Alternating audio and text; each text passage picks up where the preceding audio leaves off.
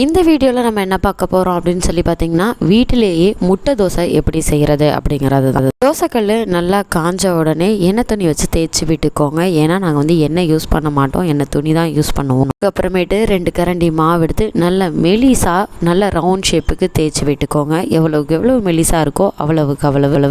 Egg வந்து நல்லா டெப்த்தாகவும் மொத்தமாகவும் இருக்கும். நல்லா ஓரளவுக்கு வெந்ததுக்கு அப்புறம் ஒரு முட்டை எடுத்து நல்லா உடச்சி விட்டுக்கோங்க.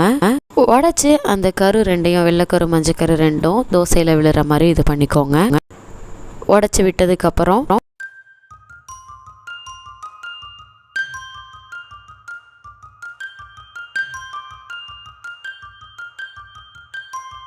தோசை ஃபுல்லாகவே ஸ்ப்ரிட் அவுட் ஆகிற மாதிரி தேய்ச்சி விட்டுக்கோங்க. நீங்கள் தோசை கரண்டியோ இல்லை ஸ்பூனோ வச்சு தேய்ச்சி விட்டுக்கலாம். நான் வந்து கையிலேயே எல்லா சைடும் தேய்ச்சி விட்டுக்கிறேன்.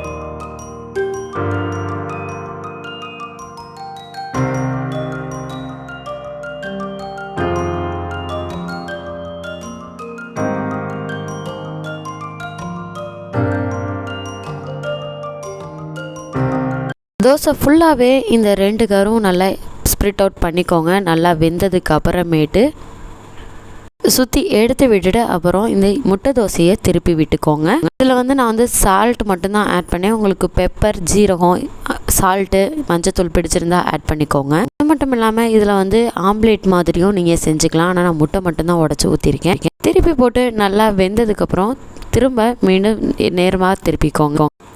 வீட்லேயே செஞ்ச முட்டை தோசை ரெடி. உங்களுக்கு பிடிச்சிருந்துச்சு அப்படின்னா முட்டையை ஒரு டம்ளரில் ஊற்றி அதில் வெங்காயம், பச்சை மிளகாய், கருவேப்பிலை, மஞ்சத்தூள், மிளகுத்தூள், ஜீரகம், உப்பு இதெல்லாம் சேர்த்து தோசை மேலே ஊற்றி அதையும் இதே மாதிரி செஞ்சிங்கன்னா டேஸ்ட் இன்னும் நல்லாயிருக்கும்.